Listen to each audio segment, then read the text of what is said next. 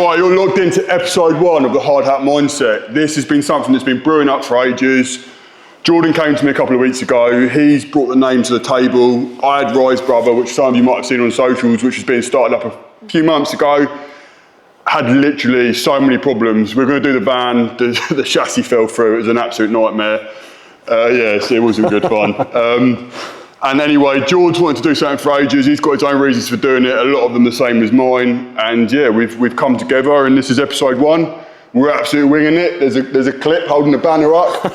We've had a table off Marketplace, and hopefully we'll get better each week. But we're giving it a blast today. Yeah, no, you know that it's our first ever episode, and I feel like it's something that close to both of us, isn't it? That we've always wanted to do, and we've lost mates, you know, along the line of through mental health, and doing this. If we can help as many people as we can, then we're just going to smash it. Hopefully, you know what I mean. But I think in the construction industry, massively is the mental health is just through the roof. Yeah. And it was like. I mean, you got some statistics there. Listen, these statistics at the moment, guys. So, like, 97% of construction workers have experienced stress in the past year. 83% of that have dealt with anxiety, and over 25% have suicidal thoughts. And it says here, 2 workers in the industry take their life every working day. Yes, that's just, and I feel as well with construction. Many of you guys watching right now, I feel like. This isn't me trying to put everyone in a pot here, but I'm speaking for myself and a lot of people I know. Going into the construction industry usually is because you've struggled at school, you've got some sort of ADHD, some sort of hands-on approach to academics, and you've not done too well in learning other ways in life. And I feel most lads from a young age have ended up learning that way because they've dealt with some sort of trauma in their upbringing, whether it's minor or major, and you've been a little bit disruptive in school, or you've had a little bit of a disruptive upbringing, or you've not had both parents around. I feel like those are the guys that end up taking the route of construction because it's more hands-on and it's more practical learning. And then I feel that this is just my partake on it, by the way. I'll do a bit of statistics and running numbers on this, but you guys might kind of relate to it a little bit. But I struggle massively, and I picked getting into this industry because I couldn't comprehend doing everything what everyone else did at school, the science, the maths, and I got into this because I was dealing with my own shit as a kid.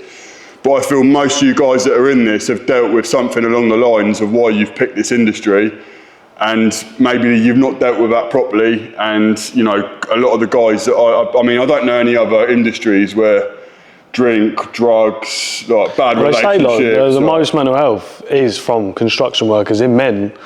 And you can tell that because you've got the stress of, like, you know, trying to find the work, also money, no offence to women as well, to bring it into in relationships, shall I say. Got our first feminist already, it's going to be in the comment section. Nice one, George. Shut down on episode 1.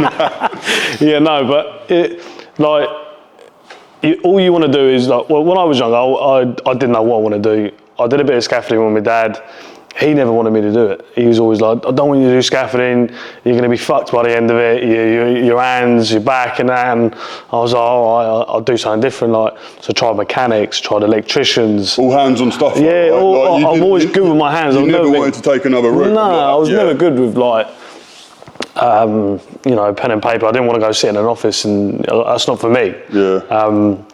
But I've done a bit of scaffolding with him when I was like 15, and I loved it. And I was like, I want to do scaffolding. And he was like, nah, you're not doing it. And I was like, no, I like it. Like, the banter with the lads and that, it's, you know what I mean? It's the best. You feel like you're like a brotherhood within the industry, like. And so I did plumbing. I've done electrician. I've done aircon. I've done mechanics, all in the space of time. By the time I was about 16, 17, then I fully went into scaffolding, and I worked for my dad.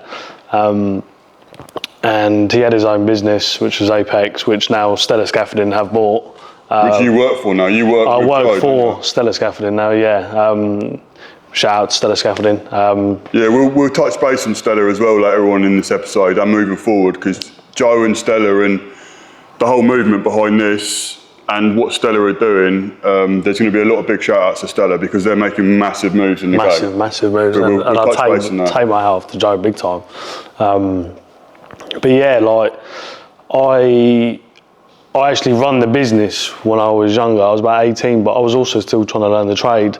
So I didn't have the respect from, you know, the higher boys of me telling them what to do, and they're like, who are you? Like, But do you think in yourself though, like, we say the numbers are bad in construction, like with the mental health because of the work, the finance, getting you working.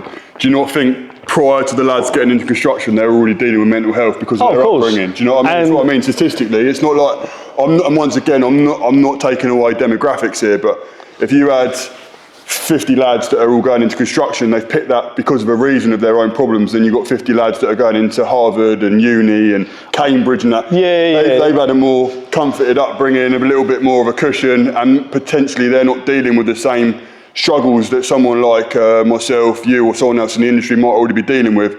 And that's why they've got into the construction industry. So you're already pre-dealing with like, some sort of trauma. And no, like, let's just say how it is. If you're in construction, it's because you ain't good at doing all the hierarchy. You're good with your hands, and you know what I mean. Like, if you go into construction, you're going to learn a trade. You can get a trade under your belt. You can earn some good money, but also what comes with it is a lot of stress. It's a high stress job, isn't it? Like, so like for me, I'm a scaffolder. In scaffolding, it's always about trying to get the job done within the time scale that you're given, or say like if you run the business, is always trying to get the job done for the client, you know what I mean, or the client's asking you, can you get this done, that run up ASAP?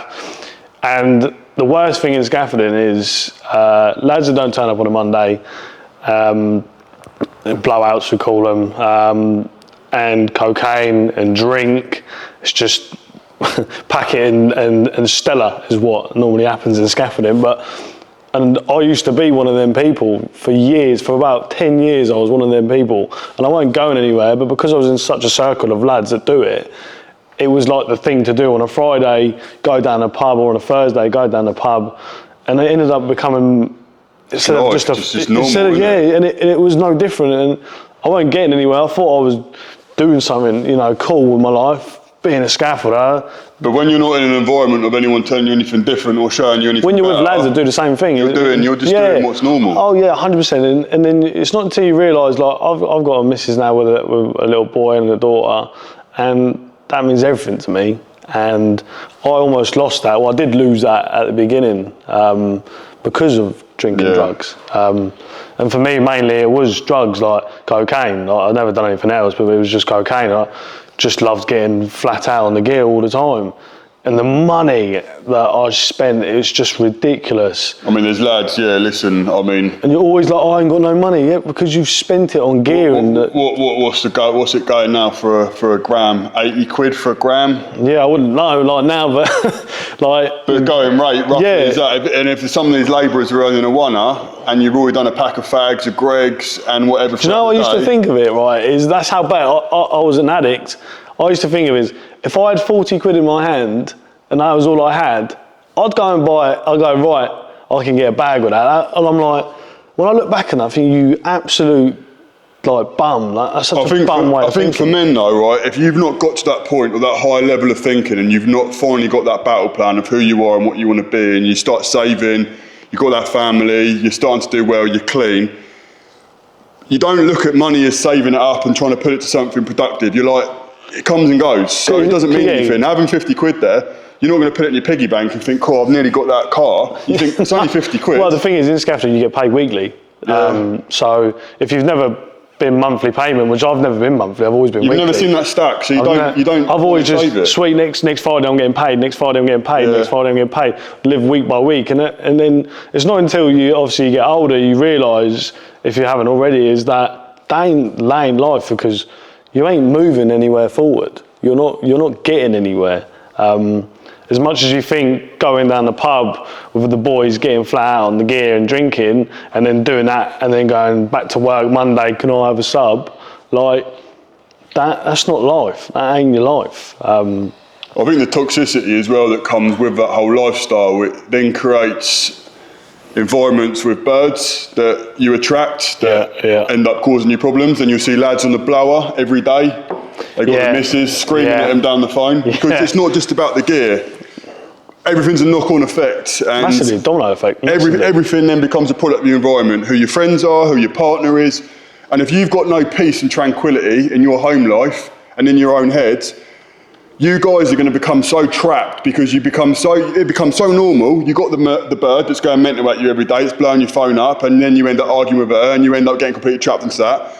You got your dealer on the phone, you pick your packet up every day, you've got no money in your pocket, you're around the lads that are on the sniff and drink every night. How are you then supposed to transition into being a better man and understanding that that woman's not normal, that life's not normal? Well, it is normal to some people, but how do you transition to be a better man? And then what you do every day is go, I've had enough of this, I've had enough of this. But because you don't know no different, you almost need like a mentor or a light at the end of the tunnel or someone that's doing something bigger and better to pull you out, or you've just got to hit fucking rock bottom where you lose everything. And I've known Jordan for ages. I've known him since, we went pretty much...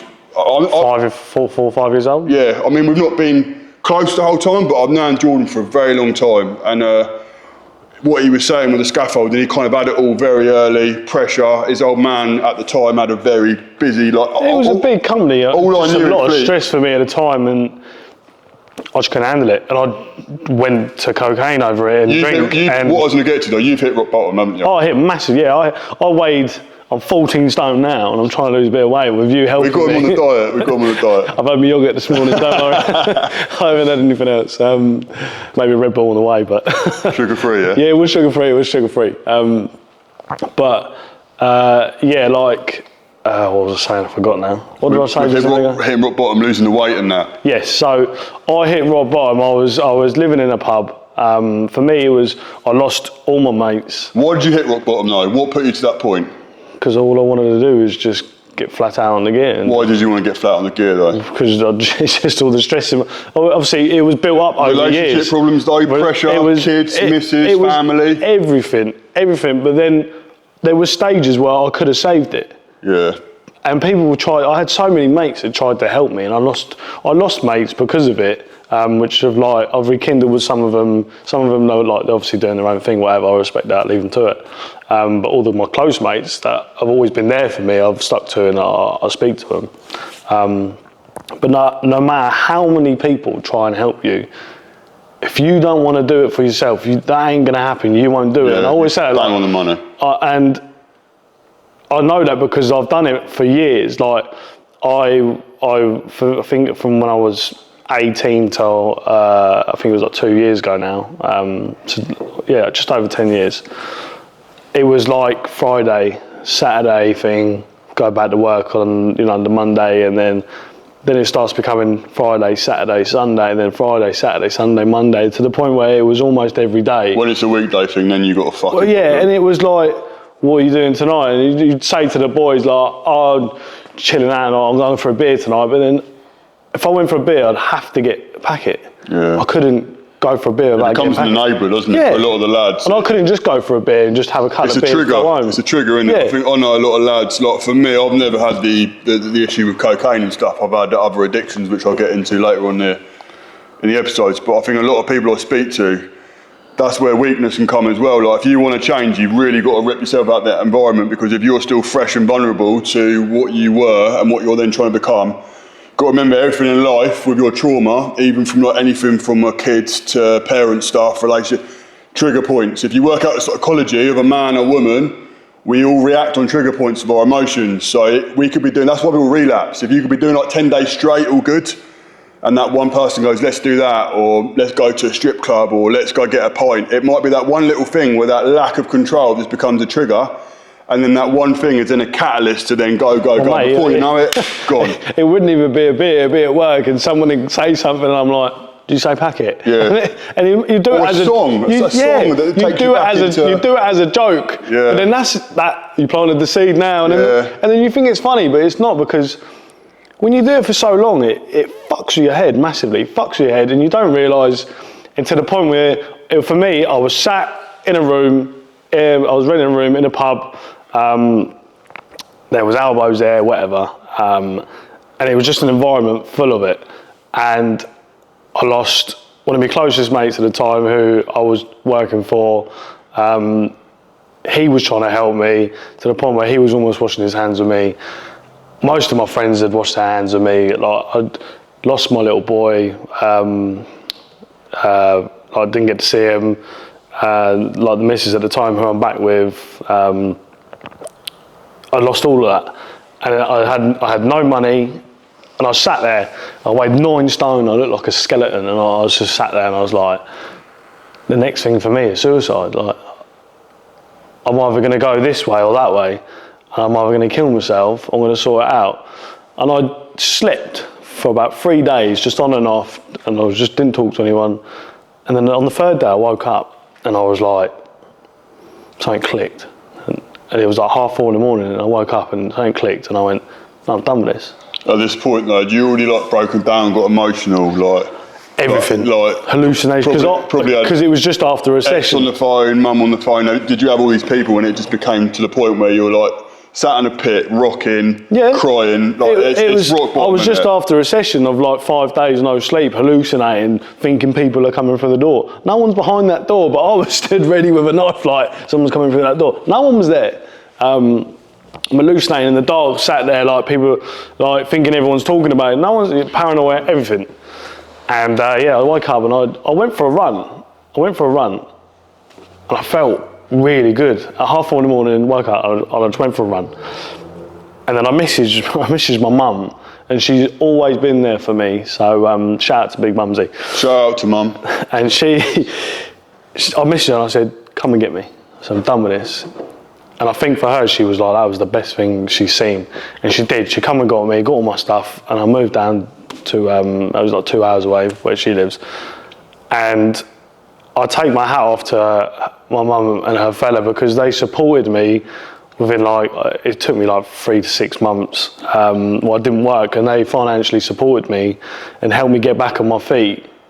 And I trained every day. Running for me was like a big thing. Like, that helped me. I would go for that run. I'd feel better after it, and I'd eat well, and I was getting that weight back on. And then I started back work with my mate, Dodsey, and shout out Stat Scaffolding as well, who I used to work for.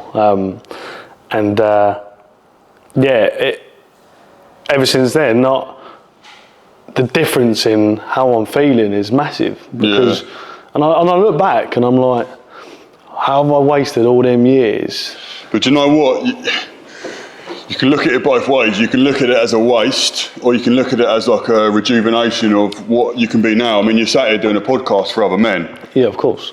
If you never went through that journey, never had that cocaine addiction, never went through that pain, your journey, and I'm not trying to be all spiritual here or anything like that, but you're now in a position where you've been strong enough to get through that, and hats off to you. And like you said, the support was there, but you had to do that yourself.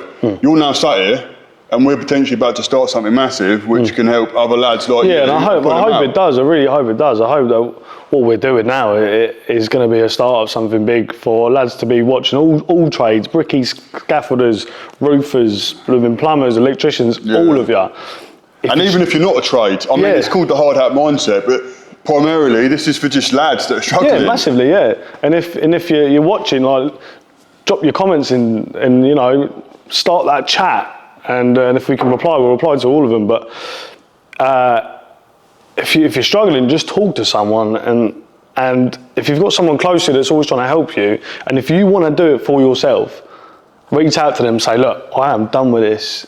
I wanna better myself. I need help.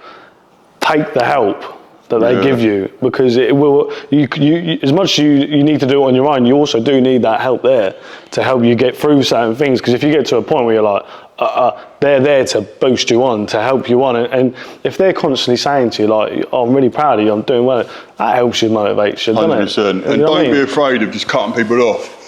I think everyone feels like once they're in the crowd, trying to better yourself almost then gives you the interpretation to others that, oh, look at him, he thinks he's something special now, he's not hanging around with us. Do not settle for that. You are better than them. If them boys are still sniffing, sucker punching some 16-year-old student on Saturday night, giving it larger on Instagram on a Monday, you are better than them if you don't want to do that anymore.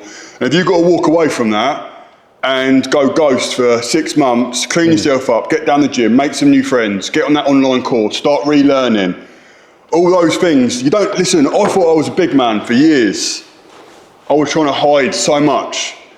And when you let go of certain things and just be who you want to be and live by your morals and cut people off, you realise it was never real anyway. And sometimes you don't need a million people around you. I've never lived like that. I've always lived as a lone wolf. I've had a lot of acquaintances, I've got friends, but I've never done anything in a crowd. I've always done it for myself, and I felt proud of myself for doing that. I've never followed a crowd ever, and I never will. I don't care if people like me or don't like me for that. I live for what I live for, and that's my morals. And if you've got to walk away to live for your morals, this whole life, it goes within a blink of an eye and it's gone. Always look after number one. Look after number one. Don't sit in that same situation, because you're going to get there in 50, 60 years' time. If you even make it that long, and you're going to resent yourself to go, you'll be sat in that rocking chair, you might have grandkids or not, and go, I could have been someone. I could have done it, but I didn't. And you're going to hate yourself. And do you know what it is, guys? Depression, mental health is actually, believe it or not, I'm going to say it is a luxury. Because if you've got the luxury of being able to get on the gear, have depression, have all these problems, you've got time to think. We've been born into a demographic in the UK where if you're watching this, you've got a smartphone, you've got a computer. There's people that are being born into third world countries and they fight to survive every day. They don't even have time to think about depression. It's literally getting up, born into poverty. You know, there's some awful things happening around the world. And I'm not saying that we've got to compare ourselves to stuff like that, but we've got to think about it sometimes. And what I'm trying to say to you is what you've got right now, you're sat there with a smartphone watching this, you've got the choice to make change, but without change, there is no change. You've got to write down who you want to become, and it's going to be hard, and some of you might try and do it and you might relapse, but what we're going to try and do in these videos is basically talk about things like this, get guests on, and then build a community, start building workshops. We want to try and get onto fixed radio. Well, listen, we're not being deluded here, but we want to take this right to the fucking top. Yeah, if we can get out there, and you know, I was looking through like certain stuff to see if anyone else has done what we're trying to do, and you got fixed radio that obviously do a little bit with on their podcast, but not so much. They do like a load of things, not just mental health. Obviously, we want to specialise in just doing the mental health part in the construction. And you've got some other lads as well that are out there, but they've like kind of stopped. So for us to do this, if we want to try and help as many people as we can, then it all comes down to you guys wanting to do it for yourself and coming on, just having a chat like we are now, like sitting there, we just ask a few questions and then we just all have a good chat, build that relationship, and you know, spread the word. You know what I mean? We're going to set up a hard hat mindset WhatsApp community. We will be kind of vetting people on the way in, because we don't want lads that are going to come in and then disrupt other lads. Moving forward, once we've got a little bit of backing behind us, because obviously this is all time, it's money, that's all irrelevant, but we've got families, we've got life, but we're going to be trying to set up workshops, trying to get out on site, talking to lads. We're going to be running like competitions to win yourself tools. We're going to be doing like a bit of coaching, stories, getting people like Joe from Stella on. Once again, bringing Joe's name up, reason being, I got to know Joe really well earlier this year, and you don't see many people like him doing what he's doing for the industry. And working with people like Joe, and I know he's working with people like Daniel over at Asheville, you've got lads out there like these guys that you see them just smashing it, but you don't know what they've been through to get there, and these lads have had their own struggles and traumas. And also the hate that they get. Like, I see it, like, people are just jealous and they just, like Joe is smashing it, Dan is smashing it, but the comments that they get is just like, why does no one want to help each other? Like, you know, like it was all jealousy and they're all like, oh, here's the idiot again. But both are doing massive things for the industry. Yeah, massively, yeah. The industry's in such a state right now as well, moving forward in the next 10 years of even being able to get lads back into this trade, let alone dealing with the mental health crisis of people struggling as it is within this industry. And what Joe's doing, and Daniel and all the other lads, I think you've got like every trade, you've got a few lads out there, you've got Home Improvement Channel, you've got some really great lads shining a light on what there is in the trade and how exciting it can be. And if you want to earn money, you can set your own business up. And even if you want to work for someone, there's lads I know that now like sparkies, plumbers earning 350, 400 a day on day rate. Like, there's some big money to be earned and it's a great trade. And I think what Joe's doing with Stella is creating a brotherhood. I mean, because let's talk about Stella a little bit at the moment, like with their mindset. So like you were talking about scaffolding, and how many lorries have you been in where most lads will basically kind of drop the hint of getting on the packet, talking shit, phones are blowing up because the missus... Joe's firm is different grade. Hey, mate, I've been on so many firms in the past because of how, at the time, I was unreliable. I wouldn't show up on a Monday because I'd be still flat out on the gear or whatever. I was the typical scaffolder. And when I've been on some firms, you'd have some lads on there that'd come in, hoods up, like, ooh, and you'd be like, oh mate, how'd you go over the weekend? And I'm still fucked now, or I'm still going, and you're just like, fucking hell, like, I used to be that person, I say, oh, how the fuck can you do it? I used to do that, and I think, how the fuck did I used to be 100 foot in the air, no sleep? The danger of that as well, mate. Even though being you're tied up, literally, you're still there, all seized up. You'd be 100 foot in the air, or 80 to 100 foot in the air, and you're about 8 grams and you're of sat gear there, and still in the system. you're sat there, and you're like, what the fuck am I doing? Like, and you look back and you look at the Maybe others. that's what keeps most of you lads up there. You look back and as much as it is funny, it ain't. It's not. It's dangerous as fuck. But listen, it is what it is. It happens everywhere. But the come down of it as well, and how it, you know, it's that domino effect again of. You feel like shit Monday to Tuesday, Wednesday you start feeling a bit better, and Thursday back ready, Friday, and you just repeat. It's the vicious circle they call it. But Joe's boys are just different, isn't Joe's they? boys, honestly, he has filtered all, not saying they're bad lads, but he has filtered all the ones that are just the bad eggs that were within the firm, and all the lads on there now. When I went on there, like, everyone just talks about like training and food prep, and I'm like, this is boosting me to lose that weight. Like, I want to try and lose a bit of weight. I'm going to Greece soon.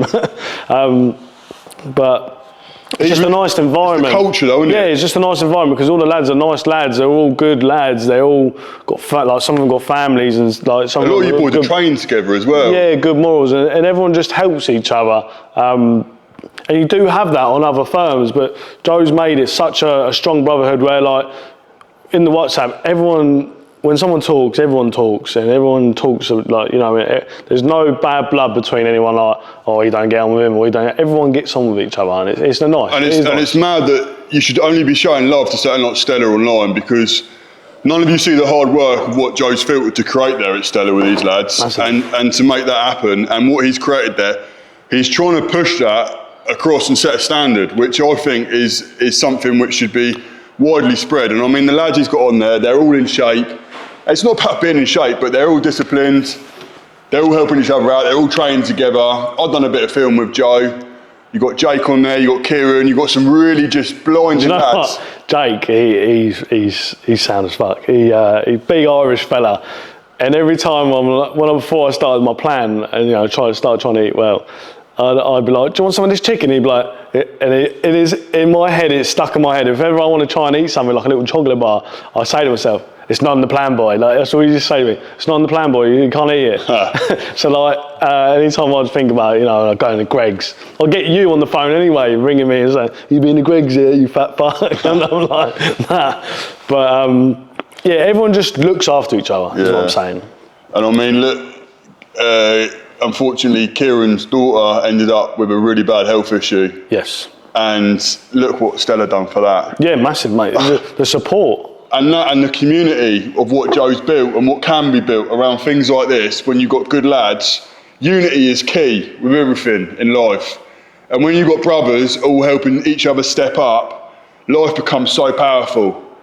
Like with business, with friendship, with relationships, with self-worth, with battling addiction, relationship issues. When you've got brothers there that generally want to help you and want to see you go out there, because you see a lot of people out there, they want to see you do well, but they don't want to see you do better than them. No. That is the key truth there. But when you've got lads that generally see that you've managed to get that motor, or you've managed to book that holiday, or you've managed to lose 5 pounds, or you've got off the gear, and you've got lads that are like, fucking hell, I'm so proud of you. They're the lads you want around you, and that's what you've now got with Stella. And yeah, I mean, we'll get Joe on. I mean, we're gonna struggle. He's pretty much like a B-list celebrity now. He'll end up being a presenter for like Blue Peter soon or something. So we need to get him on before that. No, listen, Joe's doing what he's got to do for his firm. Obviously, we're gonna do what we're gonna do for Hard Hat Mindset. But it'll be good to show other business owners to get people like Joe leading. Yeah, of course, 100%. And we're more like an advocate, really, aren't we? And if Joe, you know, comes on and has the chat as well, you can see that it can be done. People can, you know, if they put their mind to it, they can. It's all inside your mind. Like, you can do it.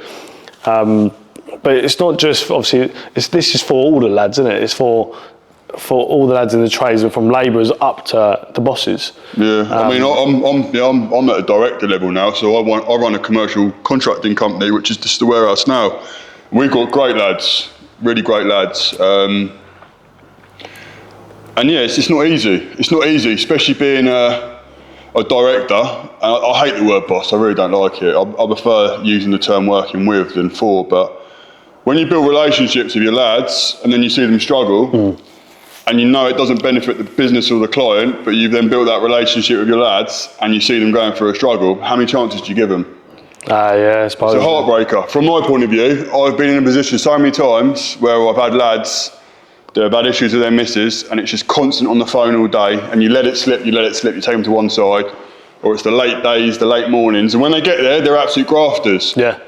Or they're down the bookies at lunchtime and they're telling a few little white lies. Few white lies turn into, you know, an issue at work.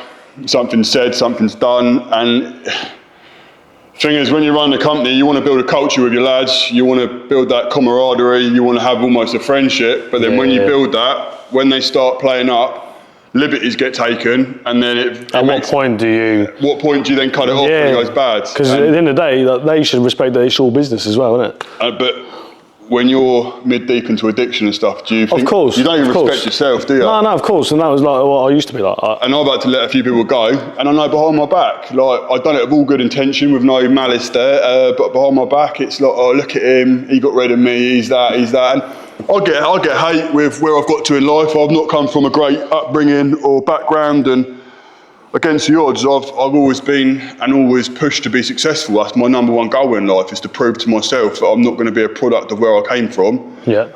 And you've got to make hard decisions, especially when you start. How long ago did you start your company? So I've run like a few things for years, but then T&D Works run this with Adam. So Adam built the relationship with commercial clients, but then kind of the growth over the last 2 years from where we've grown together, we've kind of taken this to a next level. I mean, we're turning over 5-6 million a year now. Nice. And it's busy. We've got 20 lads. We're working over the UK and Europe, and that's stressful as well. Yeah, and one thing I'll tell you now, I ain't sitting here as well, and I'm sure you're not, acting like I'm brand new with no mental health. Oh no, of course. I still deal with so much, and I still have my little breakdowns, and hopefully this is going to help me as well, because I still get so reactive to things that I'm just not very good at dealing with, and I'm still trying to work on that myself. So I'd like to be able to work on that with you guys and the show as well. But when you've got 20 lads and you're dealing with stuff going over to Europe and up north, and you've got vans breaking down, we've got ladies in the office, things are going wrong up there, lads not turning up, materials not turning up, clients pushing you, CEOs pushing you, especially in commercial sector as well. The pressure's massive, because domestic, you're just dealing with that person. When you're dealing with commercial, they've got bosses and CEOs that they're trying to meet deadlines for, so you really get it in the neck. Yeah. Becomes stressful, and then you've got to shut yourself off personally. I walk out the door every morning and forget about myself, about my own problems, about what I'm dealing with, because work's not just life. I deal with my own stuff, but I've got to shut that off and pretend and smile to everyone. I was going to just say then, do you feel like most of your stress is, and you know, not saying that, but the mental health side of it is coming from work or coming from personal? Both. Personal still, loads of stuff that I haven't dealt with, loads of things I have dealt with. Yeah. There's loads of things I haven't dealt with, but things that I control a lot better. But yeah, I've always been bad at talking, as in I can talk openly to a camera, but I won't sit down and let someone help me. I'm so stubborn. I will only let myself help myself. If you do have that, do you just sit there and go, yeah, and then after that, that's done? You don't even think about what they I'll give out the best advice to anyone, almost. But you won't take it? I won't take it. Because I know that I've got the advice, and I know that it's an excuse. I feel pathetic. Do you feel like you learned the hard way though? I've always learned from it, but I think someone telling me, I almost feel like, oh no, I'm too good, I don't need to listen to you, I already know it. But actually, I'm so stubborn, I let myself then, my biggest downfall is trying to do everything myself all the time. Like, I won't let someone buy me a coffee, I won't let someone do anything for me. Like, where I've grown up. Because you've done it for yourself. I've always done it for myself. Yeah. I grew up in a nice town, but in a really shit environment. Everyone's seen me as a kid, like, I lived in a nice house, but I didn't start in a nice place. I grew up down a council estate. Mum was in a very diverse industry. My dad left from young. And then we ended up in nice rentals due to my mum's work, which I don't really want to go into, but maybe another day. But it was a very hostile upbringing with a lot of violence, very neglected. It was difficult, and I've always done everything for myself. I've never had any family around me. I've got my half brother now, which I'm very, very fond of. I love him to pieces, but I've never had grandparents around me. My dad left when I was 15, 16, really bad drug addiction. Last time I see him, he actually forgot who I was, and I carry that burden of anger massively. Literally, like, come to meet him when I was 16. He moved away years ago, in and out of issues with him. But yeah, my last memory of him was him literally comatose out of his nut and looking at me after I'd made the effort to go and make the journey to see him, and he said, "I don't know who you are," pretty much. And I had a helmet, a little moped, rode home. Helmet was steamed up, and that just changed something in me, which just turned me into a monster for ages. And then I tried being someone. Like you built up with a lot of anger as well. Yeah, I used to watch my mum get beaten. Like I had a bad upbringing with her. Like she was with a partner that would just become controlling for about 5-6 years. She kidnapped her. She went missing for like a couple of days. I never heard from her. I had to fucking just walk around town and just be with my mates. And then he broke into a house, pierced eye holes through all the bloody pictures, then put like a detective on us. Like he paid someone basically to watch us for a year. And we had to move from like 6 different rental addresses, and this fella would follow us and just wave a torch in the window and watch us at night, to me and my mum. And yeah, it was abusive, mate. This guy used to follow me to school. Like, he was a big guy. At this point as well, my dad, who I was hoping would protect me, was gone. All this talk of who he was years ago, all this reputation. Not that that means anything, but the one time you actually want that out of your old man, he wasn't even there. Useless. Well, your dad's your protector, innit? Yeah, but listen, he weren't there. My mum, she couldn't do much. And then, yeah, listen, there's an array of a load of other things that happened, which we'll get into another day. But it was difficult, and everyone saw the surface level of, oh, he lives in a nice house, he lives in a nice area. Listen, behind closed doors, it was brutal. I was a disruptive kid for a reason, and things were fucking horrible. And then I become horrible, to be fair. And then I got to a point as well with rock bottom, where I literally just had enough of it all and basically started cutting. Something just clicks, doesn't it? You got to hit.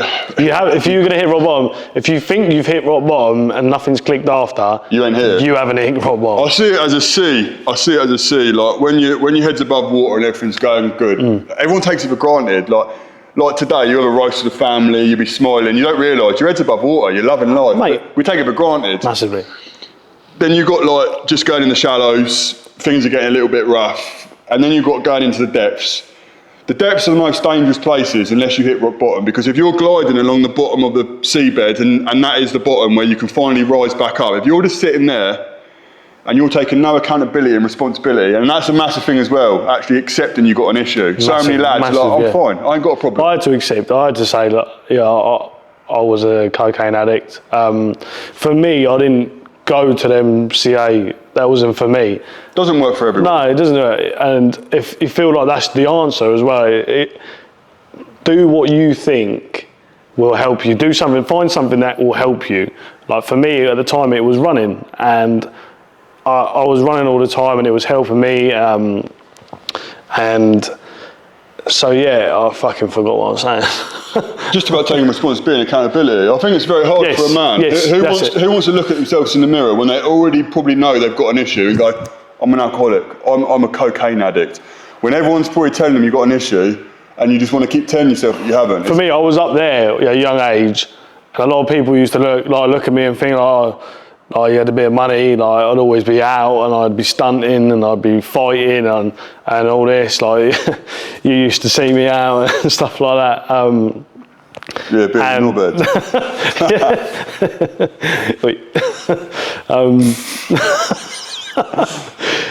He's 14 stone at the moment, so yeah, I'm a bit heavy. And I'm losing weight, so in fairness, it might be a fair match. I twisted up like a pretzel.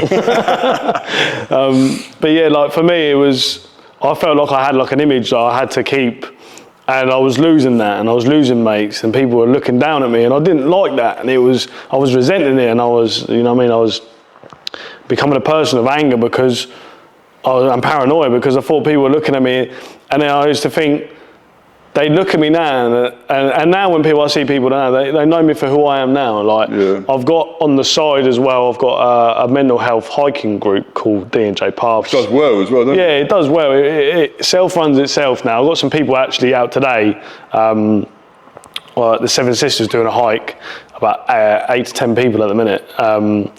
And all it is just something that people come along to. You go do a hike, you feel better for it, you make new friends, and you have a chat. But it's about finding your thing. And it's finding, and we call it D&J Paths because it's finding your own path.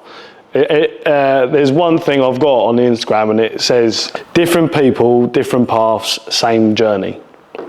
And that is, everyone's on the same journey, but everyone's doing their own thing in their own lanes, in their own paths. And that's what that's there for. We're all trying to get by. Yeah, massively. And what I'm saying is, like, the image as well, like being where I was, then going down. People used to know me for just being a gearhead, and I didn't know that until some people were like, fucking getting flat on the gear all the time, and then I started realising. Joke, don't you? And I'm thinking, yeah, what the fuck, like, who are you talking to? Like, and it's because I made that for myself. I built that picture of myself. You didn't believe that you were a gearhead. No. So you were accountability, massive thing is just, and you're not less of a person for accepting it. You're no less of a person for accepting the fact that, you know, your mental health is shot to bits. You are fucked. And for me, it was because of the cocaine that it got worse. So for me to accept the fact that at the time, I'm a cocaine addict. Like, I was with my missus, who I'm now with, but before, when I was with her, she was always trying to help me, and I wouldn't accept, because I'm like, no, I'm you know, the macho man in the relationship. Like, I'm not this person that you think. And you weren't. You thought you were, because you thought you were the boy out in front of your pals in the town. Yeah. But you weren't. The macho man turns up for his missus. He's available for her emotionally, physically. He looks for family. Yeah, massively. Your family is everything. Like, they're the ones that will always be there for you. And so you're good mates. Like, you'll have friends, and trust me when I say that your circle feels like this now. When you're in that environment of everyone going out all the time and this and that, and you're out and you're saying hello to all these people, where are they when it hits the shit? They're not about, no one's about. And your circle goes like that. When you sort your shit out, only the close people and the good people in your life that will help you, it will close down. And mate, fucking hold on to them, because they will do anything for you. And unfortunately, you probably do lose a few good people that have tried helping you loads, that have just had to let go. Oh yeah. Along the way for themselves, selfishly, because we'll go back to saying letting people go. If you're trying to help a good friend who's got addiction and you're helping for 6 months and they just keep relapsing, there gets to a point where you're like, oh, I love this guy to pieces.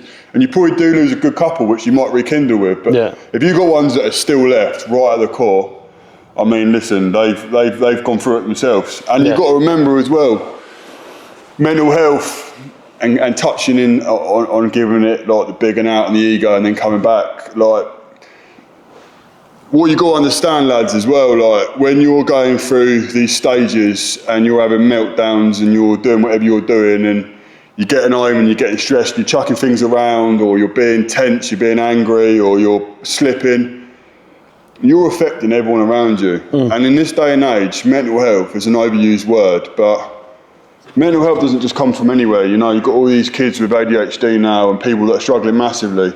It's because this isn't being dealt with, and it is contagious. We are forms of energy, and if Jordan's going to be sat with me all day for the next 2 weeks, and he's just with me, and I'm in a shit state, and I'm down the pub, even if he's in a good place, you start becoming that. Likewise, if you're coming home, and you're a product of your environment. Yeah, and if you lads have got a good missus at home, and she's putting food on the table for your kids, and she's a good girl, and she's got no issues with mental health, and you're going back damaging that, and then you do whatever you do, and then eventually you end up leaving her, or she's done enough of it. You've left that trauma with her, and you've actually passed on your mental health. It's contagious. Yeah. That's why there's a lot of lads with trauma. That's a very good point. That very good point. There's lads and young ladies out there with trauma because the mental health of their parents that probably weren't ready to have kids, like, my mum being beaten and my dad doing what he's done with his drugs, he wasn't ready, was he? So then I've had to deal with their traumas and it's become my mental health. And ironically, that's what's going on right now as well in the world. You've got irresponsible people having kids and irresponsible people going home and being selfish and putting their hardships on other people, and it's becoming contagious. And even the strongest person, there's only so much someone can take before it starts becoming their problem. So it's always about being self-aware and self-accountable, and also it's good to talk if you're going to do it the right way, but if you're going to inflict it on other people, you've got to be very self-aware of who you are and what you're doing as a person, because it doesn't just affect you. Like when you're at your lowest spot, how many people was that affecting? Loads. Like my mum was in. My mum, like my dad, was almost washing his hands with me. He was hearing things about me. My mum, she was always trying to be there for me, but she was there slowly. Do you know what I mean? Like it was degrading her. Like she was just And I'm like, it's all right, don't worry about it. But she was there at night. She couldn't sleep. She's crying her eyes out because she was worried about me. Your missus? Mrs. at the time, she fucking hated me. That's what I mean, though. But she hated me. Everyone's got to deal with it. Yeah, and honestly, I never thought I'd be in the position I am now, back with her. I got my little family back, and I hold on to that massively. Yeah.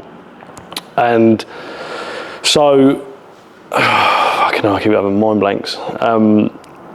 Just about affecting other people and taking responsibility. But also, so you got like my mates. They're close to me, and it was funny you say that because on Instagram, my mate messaged me and he said could see I was doing well from my stories and my posts, and he said, "Mate, I'm really proud of you. I'm glad you're finally doing better and you're out of that shit, and you're doing better for yourself." And I just said, "Look, no, thank you, and I can understand why you took yourself away from me." And he said, "Like, look, I took myself away from you because I didn't feel like it was my place to try and help you like that, but I was also on his own journey." So like I said, you got to look after number one.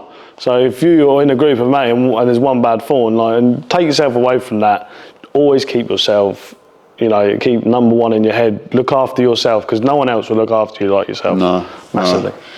No. I mean, yeah. Listen, everyone, this isn't just about cocaine or addiction. Massive, no, it's not. It's mental health for all reasons.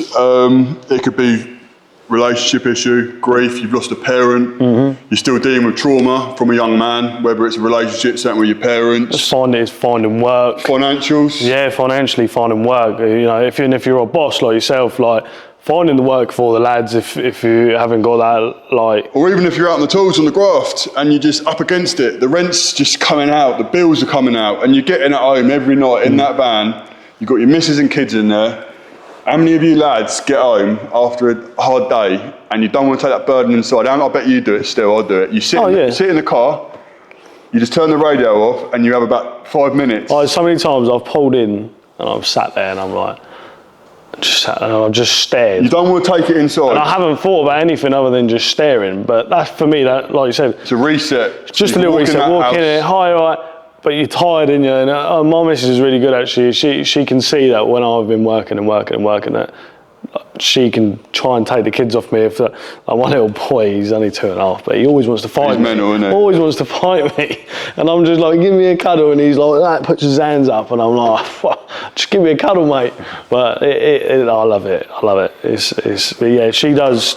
I think lads carry a big burden though, a big burden. I think lads don't want to talk, but I think if you can deal with it the right way, and if you get home from that long day and you're struggling, instead of going in there and creating chaos, because everything that is a knock-on effect it becomes like an emotional reactive follow-on. So if you're having a bad day at work, doesn't mean you've got to have a bad evening and take it out on your missus or your kids or let it ruin your evening. No.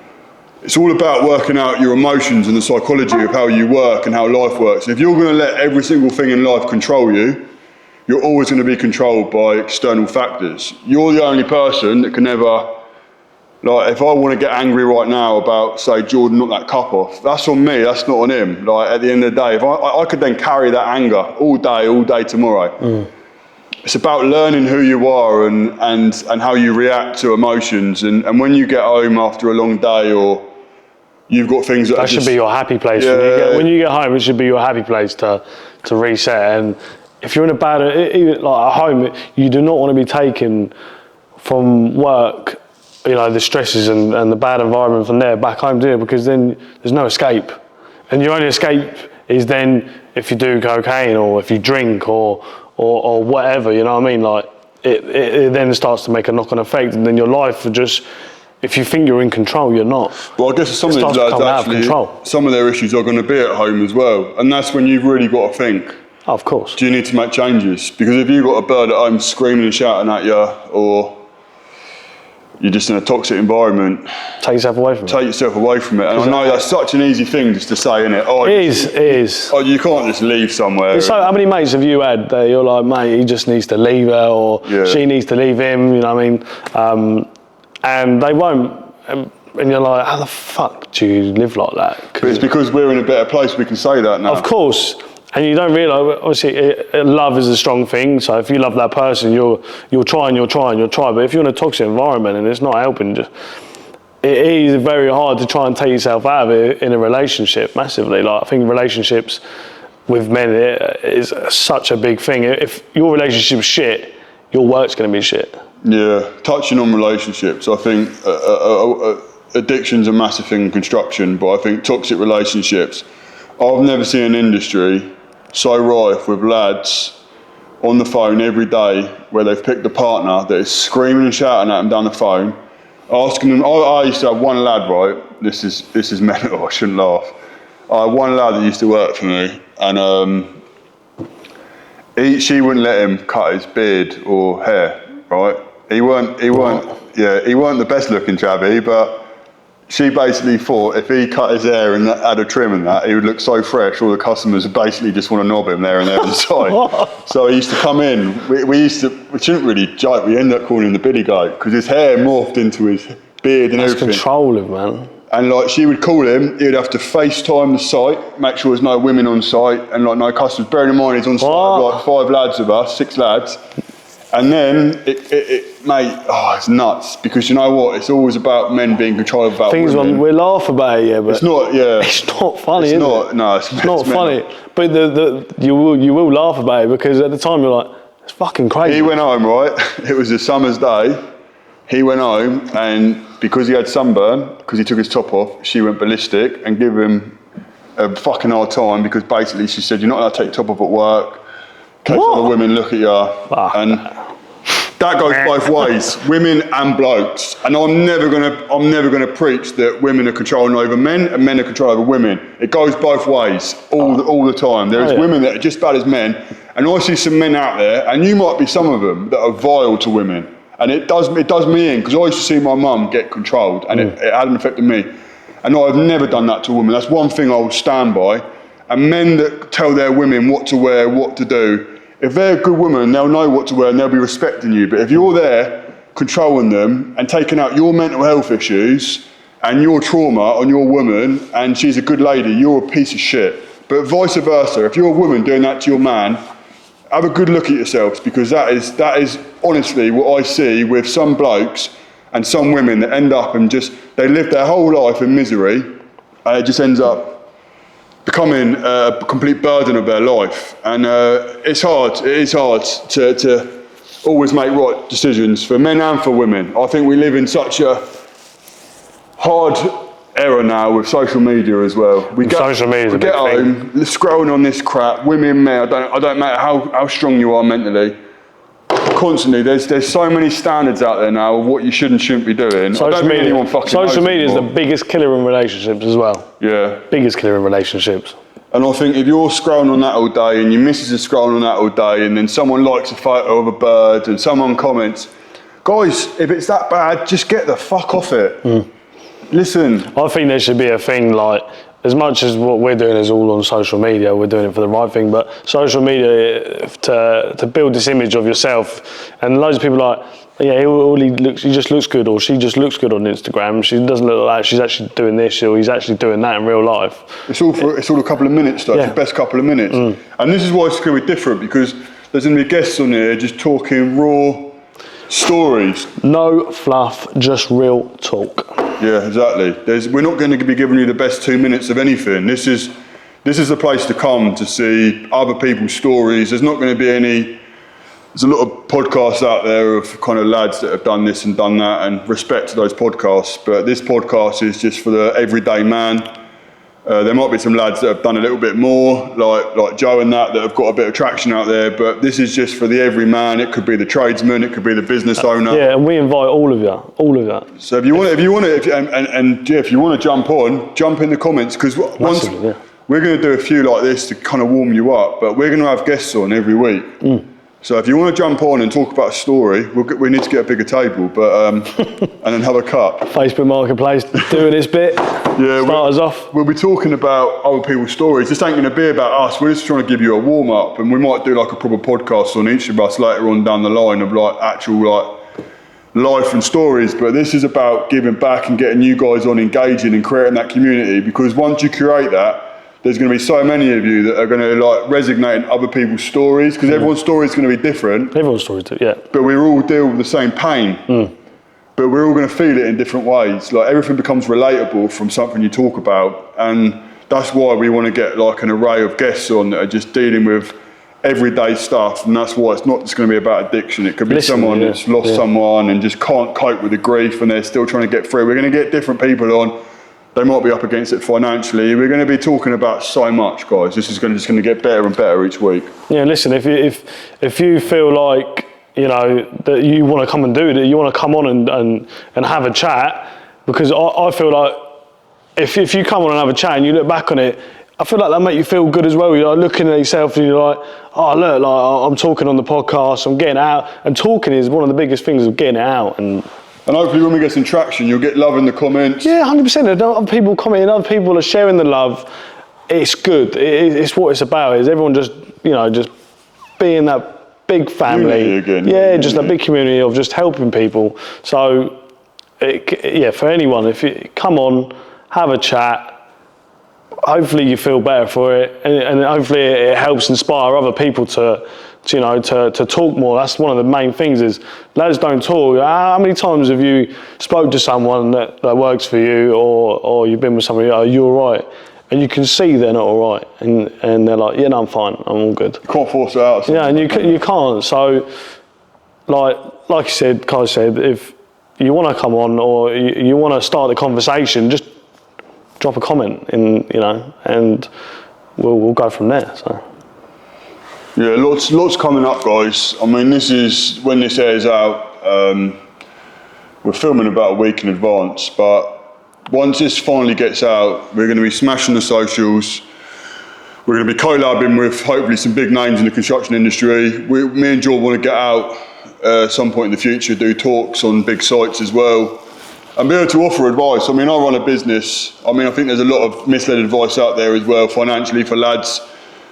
It'd be great to offer a package to get lads into healthy eating, fitness, financial advice as well. How many lads out there, do you know, just can't get hold of their finances and don't know how to manage money, or they don't know the tricks of the trade?